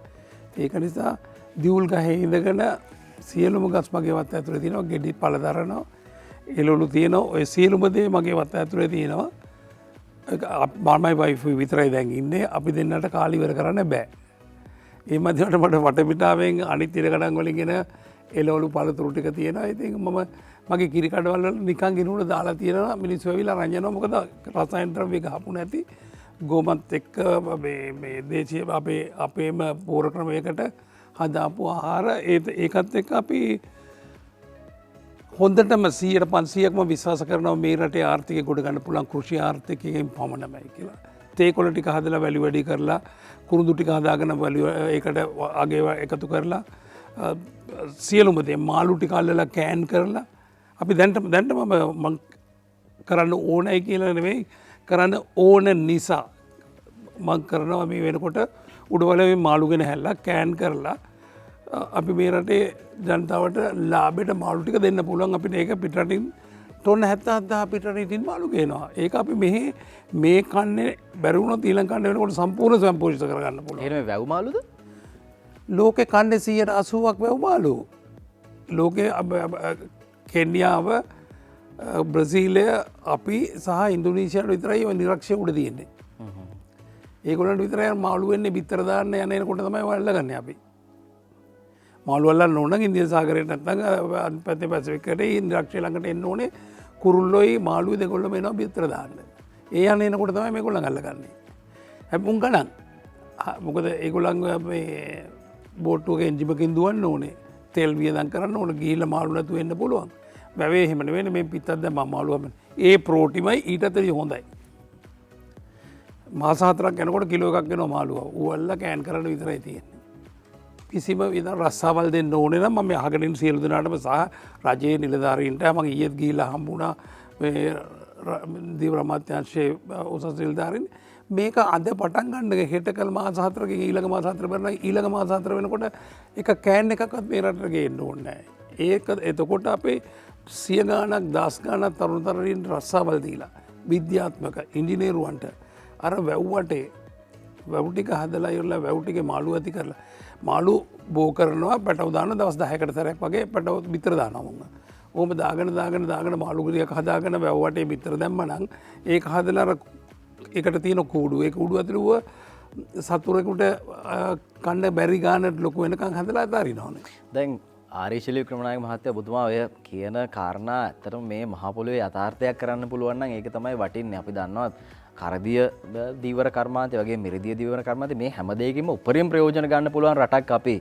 රට වටේම මහ මුහුද රට මැද වැව් පොකුණු අනන්ත තියෙනවා. ඉතින් මේ දේවල් වලින් නිසියාකාරව ප්‍රයෝජන ගන්න ඕනේ. ඒ අතරේ අපි දැක්ක අර සැමන්ටින් වගේක් ගෙනල්ලා තියෙනවා. ශ්‍රී ලංකා ප්‍රමිති ආයතනය කියනවා මේවා මේ මිනිස් පරිභෝජනයේ නුසුදුසු දේවල් ආසනික් ප්‍රමාණය වැඩි. ඉතින් මේ පිටරටින් ගෙන්නන ඒවා. දැන් වැව්වල මාළුවෙක් හැබැයි අපේ කවුරු හරි සාමාන්‍ය මිනිස්සෙක් අල්ලගන්න ගියාම මාළුවෙක් ඔන්න ඔතනට නීතිය මේ බලපානවා. මම හිතනවා දැන් නම් එහෙම නීතිය ලොකුවට බලපාන්නේ නැහැ කියලා. අපිට ඌමනාවක් නැතිකම. මම කියන්නේ මම ඇතුළු සියලු දෙනා දැන් මම දැන් අවුරුදු ගාණක් තිස්සේ රජයට කියනවා එදා තියුණු රජවල වලට අද තියෙන රජවල වලට හෙට එන රජයකට කියන්න වෙයිද කියලා මං හිතනවා ඊට ඉස්සෙල්ලා මේ දැන් ඉන්න ජනාධිපතිතුමාට මේක අප ගොඩ දාගන්න පුළුවන් වෙයි කියලා. මේක හැමෝටම කියන්නේ රස්සාවල් නැති මිනිස්සු පිටරටවල් වලින් හරියට එනවා දැන් රස්සාවල් නැති ඉඳ මේ ඒ වගේ රස්සාවලුත් නැහැ.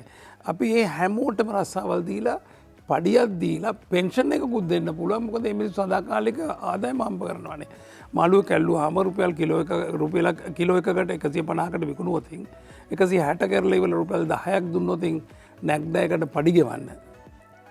ඒකෙන් ඒගොල්ලන්ට පෙන්ෂන් එකක් දුන්නොත් මාළුකාරයාට පෙන්ෂන් එකක් දුන්නොත් මැරෙනකන් ඒ මනුස්සයට ජීවත් වෙන ක්‍රමයක් තියෙනවානේ. එතකොට අර ඉතුරු වෙන සල්ලි ටික රජයට ප්‍රයෝජනය කරන්න පුළුවන් කර්මාන්තශාලා හිටවන්න වෙන ආයෝජන වලට කියන්නකො රජයට අවශ්‍ය ණය ප්‍රමාණය. මම මේක කියන්න ඕන හේතුවක් තමයි 10000ක් පුද්ගලිකාංශයේ සේවකයන් ඉන්නවා. ඒ හැම එක්කෙනෙකුටම දැන් අවම්පඩිය 20000ට වඩා වැඩි කරන්න ඕනේ. නීතිය හැටියට. ඉතින් ලක්ෂ ගණන් ගෙවන කට්ටිය ගොඩක් ඉන්නවා. අපි සාමාන්‍ය එක්කෙනෙකුට රුපියල් 1000ක් හම්බුණා කියන්නකෝ. EPF එක කියන පෙන්ෂන් ෆන්ඩ් එකට රුපියල් 1000ක් හැමෝම කොලයක් පුරවලා දෙන්නම ඕනේ. ඒක නුදුනොත් ආණ්ඩුවෙන් එකක පිටිපස්සෙන් ගිහලා ඒක හොයා ගන්නවා. ඒක එකතු කරගන්නව නම් 10000 වැඩි කිරීම රුපියල් 10 මිලියන් සේවකයන්ට රුපියල් 1000 ගානේ දැක්කොත් 1000 වැඩි කිරීම මිලියන 10ක් කියන්නේ කොච්චර විශාල මුදලක් මාසිකව. ඒක එනවනේ මහා බැංකුවට ඉතුරු වෙන්න. ඒකෙන් අපි ගෙවන්න උන අර පෙන්ෂන් ගියපු කට්ටියට විතරයිනේ. එතකොට අර මේ සම්පූර්ණ එකතු වෙන මේක පොලියත් එක්ක එකතු වෙන රටනේ. ඒකෙන් කාටත් කොටස් වෙළඳ පොලේ කොටස් ගන්න දෙන්න බෑ. ඒක දෙන්න ඕන මහා බැංකුවට දීලා මහා බැංකුවෙන් ආණ්ඩුවට දෙන්න ඕන අයට ආපහු පොලියත් එක මහා බැංකුවට දෙන්න ආණ්ඩුවට දෙන්න. ඒක අරගෙන එක්කෙනාට කොටස් වෙළඳ පොලේ විකුණන්න හරි මොන හරි ව්‍යාපාර කරන්න නෙමෙයි. ඒක තියෙන්න ඕන රජයට අවශ්‍ය කෙටි කාලීන ණය ගැනීම සඳහා. එතකොට මාස 12ක් ඔය 10 මිලියන 10 වැඩි කිරීම 10න් දැම්මොත් කොච්චර මුදල් ප්‍රමාණයක්ද මේ රටේ. මේ වෙනකොට පෙන්ෂන් එක මුළු රටටම අනුමත කරලා තියෙනවා. මහින්ද රාජපක්ෂ මහත්මයා ඉන්න කාලේ අනුමත කරලා රට දැන් තියෙනවා. ඒක දැන්ට ඉන්න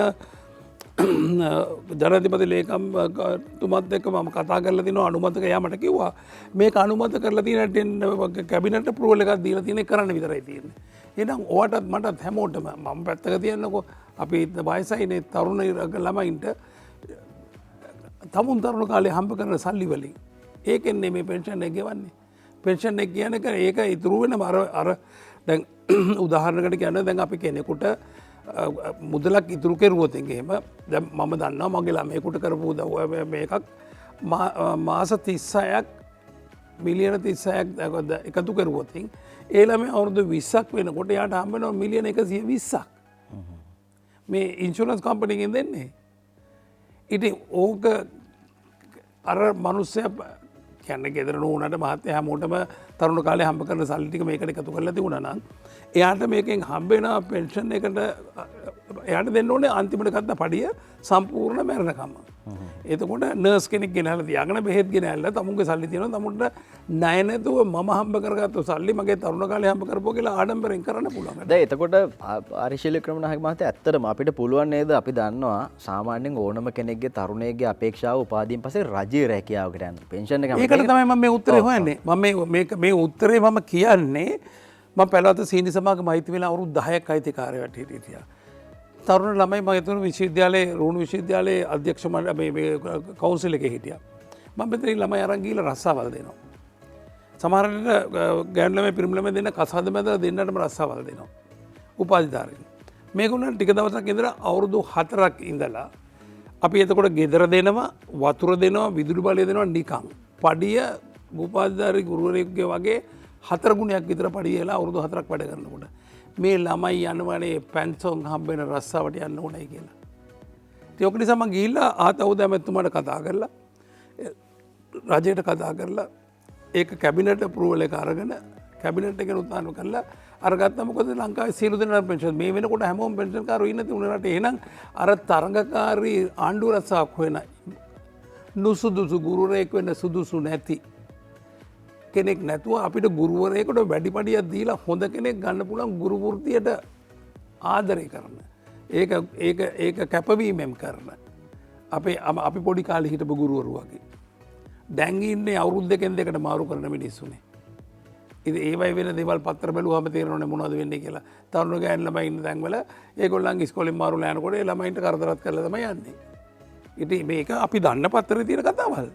ඉතින් ඒක නිසා මේක නතර කරන්න ඕන නම් තමුන්ගේ වටපිටාවේ රස්සාවල් තියෙන ඒකේ රස්සාවල් තියෙන ගුරුවරයාට බොහෝම වැදලා අපේ ළමයි එහෙම කියන ගුරුවරයා කියන්නේ කවුද කියලා. තරප්පියක පඩියක් කියලා. ඔහු ඉන්නේ හැමතිස්සෙම අනිත් එක්කනට එයාට නගින්න උඩට යන්න උඩ එන්න. ඒ කියන්නේ ඊර්ෂ්‍යාවක් නැති ගුරුවරයෙක්. එයාට පඩි ගෙවන්න ඕන අපි වැදගත් විදියට. එයා කැපවීමෙන් ඒ වැඩේ කරනවා. අපිට අන්න එතකොට පුළුවන් හොඳ ගුරුවරු හොයාගන්න. අර අවුරුදු දෙකෙන් දෙකට මාරු කරන ගුරුවරු නෙමෙයි. දැන් ඇත්තරම මේ හැම දෙයක් එක්කම සභාපතිතුමා පැටලලාන තියෙන නූල් බෝලක දැන් ඔබතුමා පටන් ගත්තේ මාළු වලින්. දැන් මේ කතාව මේ වෙද්දි විනාඩි 5ක් ඇතුළත දැන් මට කියන්න පුළුවන් මේ ලංකාව ආර්ථිකව ගොඩ දාන්න පුළුවන් එකම විදියයි තියෙන්නේ කෘෂි ආර්ථිකයෙන් පමණමයි. ඒන් අපි කියන්නේ ඉන්ඩස්ට්‍රී රිෆයිනරි එකක් හදන්න ඕනේ නැහැ කියලා. ඔව්. අපි ඩොලර් මිලියන 1800ක ලූණු මිරිස් කරවල සීනි පිටි ගෙනහැලා කන මං දන්නේ මේ මිනිස්සුන්ට මොනවද කියන්නේ කියලා. දැන් අවුරුදු 100කට ඉස්සෙල්ලා අපි එකක්වත් ගෙනාවේ නැහැ. දසමහදේවතු හිටපු රට. මේ එදා බ්‍රිතාන්‍යයන් ආක්‍රමණය කරන්න ඉස්සෙල්ලා යුරෝපියන් ආක්‍රමණය කරන්න ඉස්සෙල්ලා අපේ ප්‍රෞಢ ඉතිහාසය දිහා බැලුවා නම් සීගිරියේ ඉඳලා බැලුවා නම් මේ මිනිස්සු බඩගින්නේ ඉඳපු මිනිස්සුද කියලා තේරෙයි. කාගෙන්වත් ගෙනලා කෑවද කියලා. මේ කාට ණය නැති මහා ආඩම්බර ජාතියක් ඒ කියන්නේ අමු මස් කන දුන්නෙන් ඊතලෙන් විදගෙන රොබිනුඩ් බලපු කෙනෙකුට ඉතිහාසය කියන්න පුළුවන් කොච්චරද කියලා යුරෝපියන් ඉතිහාසය. අපේ එහෙමද පුස්කොළ පොතක් දිගාරලා බලන්න කොච්චර පරණද කියලා. ඉංග්‍රීසි කතා කරන එක මම කියන්නේ කවදාකවත් ඒකයි කියලා දියුණුව කියන එක. ඉංග්‍රීසි ගැන භාෂාවකින් කතා කරුවා කියන එක ලෝක භාෂාව වෙන්න පුළුවන්. අද තුවක්කුවත් බයිනෙත්තුවත් එක්ක අරගෙන ගිහිල්ලා ඉරණෝ බහින රාජ්‍යයට කෙලවරට වෙනකම් මිනිස්සු මරුවන් පස්සේ නිව්සීලන්තේ කියන රටකුත් හදාගෙන ඒකටත් යුරෝපියන් ජාතිකයන් ගිහිල්ලා දාලා එහෙම කෙරුවොතින් ඒක හරි කියලා කවුරුහරි හිතනවනම් හරි සභාපතිතුමා අපි කතා කරමු මේ සම්බන්ධයෙන් කාරණා ගණනාවක් තියෙනවා අපිට පැහැදිලි කරගන්න සහ ඒවා යථාර්ථයක් විදිහට කොහොමද මහ පොළොවේ පැල කරන්නේ කියන කාරණේ අපි කතා කරන්න සූදානම් විරාමයකින් අනතුරුව. අපි අද සාකච්ඡාවේ ඉන්නේ ආරේශීල වික්‍රමනායක මහත්තයා පැල්වත සමාගමේ සහ මව්බිම ලංකා පදනමේ සභාපතිතුමා විදිහට අපි එතුමන්ට අද ඉතාමත් ගෞරවයෙන් ආරාධනා කළා මේ සාකච්ඡාවට සම්බන්ධ වෙන්න කියලා. අපි කතා කරා මේ දේශීය කර්මාන්ත කොහොමද ඉස්සරහට අරගෙන යන්නේ, ඒ වගේම රැකියාවන් වල සාවර භාවයක් ලබා දෙන්නේ කොහොමද, රජයේ රැකියාම හොයන අයට වෙනත් රැකියා පෞද්ගලික අංශයේ රැකියා ලබා දීලා ඔවුන්ට සාර්ථකත්වයේ කරා යන්න ඕනි මග හදන්නේ කොහොමද කියලා එතුමා හරිය ලස්සනට කිව්වා. ඒ අතරේ දැන් මේ ඇති වෙලා තියෙන ගෝලීය වසංගතයත් එක්ක ආරේශීල වික්‍රමනායක මහත්තයා අපිට හොඳ අවස්ථාවක් හම්බ වෙලා තියෙනවා දේශීය ආර්ථිකයකට යන්න. ඒ සඳහා විශේෂයෙන්ම රජය ආනයන සීමා පනවලා තියෙනවා. අත්‍යවශ්‍ය දේවල් විතරයි අපේ රටට ගෙන්නන්න පුළුවන්. දැන් පහුගිය කාලේ කහනෑ ගගා හිටියා. දැන් පාරේ ඕන තරම් කහ තියෙනවා විකුණන්න රුපියල් 175යි කිලෝ එක. කහන තැන තියෙනවා. මොකද්ද අපි කරන්නේ මේ කර්මාන්තය ඉස්සරහට මේ අපේ රටේ ජනතාවගේ තියෙන කම්මැලිකමත් එක්ක කම්මැලිකමට මම බනින්නේ නැහැ දොස් කියන්නේ නැහැ. මොකද අපිට මඤ්ඤොක කෝට්ටක් කරන් බල්ලෙකුට විසි කරලා ගැව්වත් වැටිච්ච තැන පැලවෙනවා. කොස්ගහේ කඳ දිගේ ගෙඩි තියෙනවා. පොල් ගෙඩිය කැඩුනොත් නම් බිමට වැටෙනවා. මේක එක මිනිහෙක් බඩගින්නේ මැරෙන්නේ නැහැ. බොරු කතා දේශපාලන කතා වලට කියන්න පුළුවන් කෙනෙක් මරා දෙන්නේ මලා ළමයි මලා බඩගින්නේ කියලා. කම්මැලියෙක්ගේ ළමයි මැරේ. හැබැයි අත් දෙක වල වුණ කාගේවත් බඩ ළමයි මැරෙන්න බෑ. මේ රටේ බෑ. මොකද මේ රටේ අල්ලන හැමදේම ආහාර. මේ වෙනකොට අපි මඤ්ඤොක්ක හිටවලා තියෙනවා මම පුද්ගලිකව අක්කර 3ක්. මට ගෙදර පල්ලෙහා පිරලා තියෙනවා මොනවද කරන්නේද? බලන්නකො අපි පාර යනකොට පේනවා මඤ්ඤොක්ක පාරේ ඉඳ කොච්චරක් හිටවලා තියෙනවද මේක ගලවලා තියෙනවද කියලා. කහ දැන් ඉස්සර රුපියල් 7000ට විකුණපු කහනේ දැන් ඔය 7000ට ගන්න නැහැ. මට මගෙන් මව්බිම ලංකා සහරපතේ දීලා මට ලියලා කියපු ආයතන කතා කරලා කියනවා කහ ගේන්න අවසර දෙන්න රජයට කියලා. මං කොහොම මට ලියලා අවසර ගත්තා ඔය කිව්වනේ කහ මිරිස් සියල්ලම ලංකාවේ කියලා. දැන් බලනකොට වගේ නැල් තියෙන පිටරට ඉන්නේ. මේ එහෙම බොරු කරන මිනිස්සුත් එක්ක මම කියන්නේ වැදගත් දන්න නංගා මගේ ආයතනයේ සහතික කරපු උදවිය. මේව දේශීය කියලා අපි ගිහිල්ලා බලලත් තියෙනවා. හැබැයි මේගොල්ලන් ගේන්න ලාභයට දෙන හින්දා කොහෙන් හරි ගෙනත් දෙනවා. ඒතර අපේ ගොවිය කොහොමද ජීවත් වෙන්නේ? අපි මම දැන් මිරිස් වවලා මට මිරිස් විකුණ ගන්න බැරුව මිරිස් අර ඉක්මනට මෙහෙම හැදෙනවා. ඉතින් ඕක ඉදෙන එක ටික ගලගෙන වේලෙන්න දාලා අනිත් හරි යම මිරිස් වලට විකුණලා ලංකාවේ දැන් මෙන්න මේ අප්‍රේල් වල ඉඳගෙන දිගටම පායන කාලේ එනකොට වැව්වලා ඉන්නේ වතුර හිටර තියෙන තැන් වල ලිඳවල් තියෙන තැන් වල වතුර දාගත්තාම එළවලු නරක වෙන්නේ නැහැ. එළවලු මේ කියන්නේ වම්බුටු හැදෙනවා, මිරිස් හැදෙනවා, තක්කාලි හැදෙනවා, පායන කලාව කියන්නේ අප්‍රේල් වල ඉඳගෙන සැප්තැම්බර් අන්තිම වෙනකම්ම පළදාව ගන්න පුළුවන් නැගෙනහිර පැත්තේ. මොණරාගල ඒ පැත්තේ. මැයි ජූනි ජූලි වෙනකොට නුවරඑළිය පැත්තේ වහිනවා. එළවලු ටික හොදලා යනවා. එළවලු ටික ගඩන්.